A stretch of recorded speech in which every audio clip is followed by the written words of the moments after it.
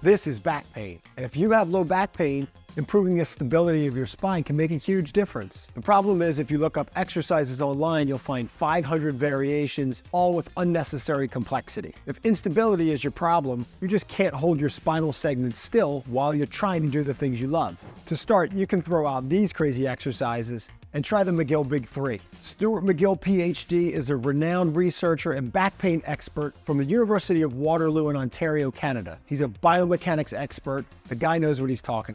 And as you'll see when I demonstrate and review these exercises, there's something different about these three from the traditional exercises you find on the web. Get your spine moving with a little mobility work. First, 10 to 15 reps of cat-cow or double-kneed chest and prone press-ups to get your spine moving in both directions.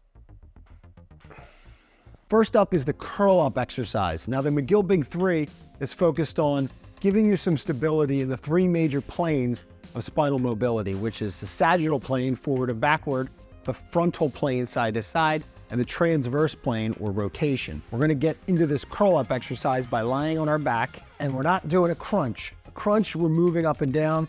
We're gonna be working on targeting our rectus abdominis muscle, those six-pack muscles, but we're not interested in building a six-pack. We're trying to get stability of the spinal segments. So we're gonna lie down in a position like you would to start a sit-up and just straighten out one of your legs. That's gonna add that rotation or transverse plane component, because now we've just brought about a little rotation in our spine. And then from here, you're gonna place your hands under your low back. You're gonna apply a slight pressure, and you just maintain that pressure throughout the exercise.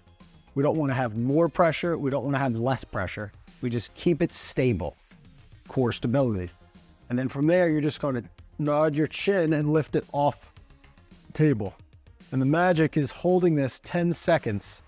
You'll notice for all of these exercises. If you feel like your back's coming off of your hands, you need to tighten it more. If you feel like your back is smashing on your hands, relax a little bit. And then you go through 6 reps. I'm not lifting my head up all the way off the table, just lift it slightly and hold that pressure on your spine.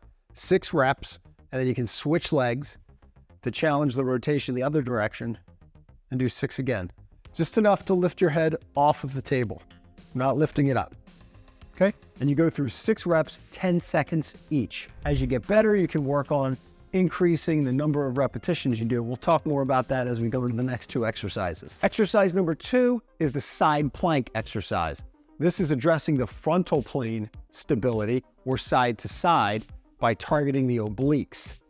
You're gonna lie on your side to start. We'll try level 1, which is a modified plank, and we're gonna place our knee as the pivot point in our forearm. And then from there, with the knee to hip to shoulder in a straight line, we're just gonna elevate and hold that for the same duration, 10 seconds, hold that.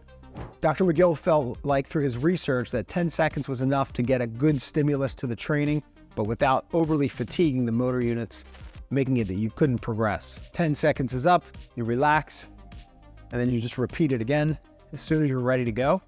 Once you're done your set of 6, you can flip and switch sides. Now, if this gets to be a little bit too easy for you, and you're ready for more of a challenge, go to a full side plank. And from there, of course, all these exercises you could do on the floor.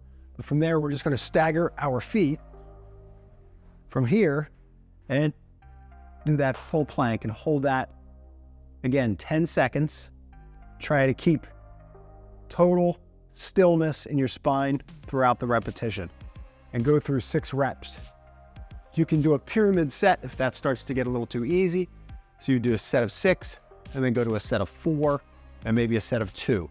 We don't want to increase our hold times from 10 to 15 or 20 seconds if it gets easy. Just add more sets and reps. As we move on to the 3rd exercise, we're going to target again the sagittal plane, but fighting extension and some transverse plane in that backward side, that posterior chain rotation.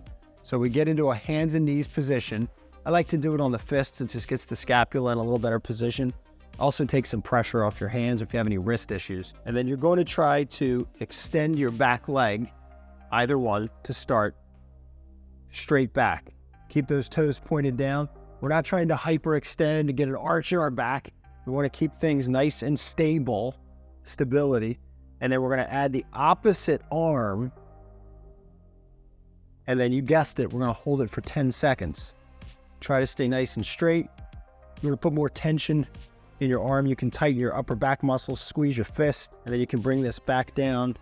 Touch fist to knee, straighten out again. Hold 10 seconds. Complete 6 reps. Hold each for 10 seconds. And you'll get a good, you can hear me breathing a little heavy. These isometrics really get you working.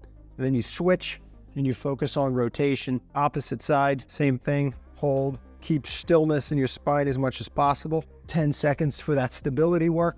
And you'll feel a little bit of wavering in your spine, and you're trying to just maintain that stability. It may not seem like much, but through repetition, doing this daily before an exercise program, if you can't get to the gym or work out, just do this. It'll take you 10 minutes. You'll get a good stimulus in your spine to focus on that stability. If that full bird dog is too difficult for you, just do the lower extremity part of it. Just do the leg, straighten back out, hold that for 10 seconds. And then once you're able to do that and do that full pyramid, 6-4-2, then add the opposite arm in and go back to starting over with that 1 set of 6. Just try to keep that as stable as possible. And you should find that this helps a little bit with your ability to do exercises and daily activities and the things you love. Back pain is a huge problem with our increasingly sedentary lifestyle. Stability is just one part of the equation. If these don't help you, there's likely more going on, like a pesky piriformis muscle. To watch a video on the truth about piriformis syndrome, click up here. Keep moving today for a better tomorrow.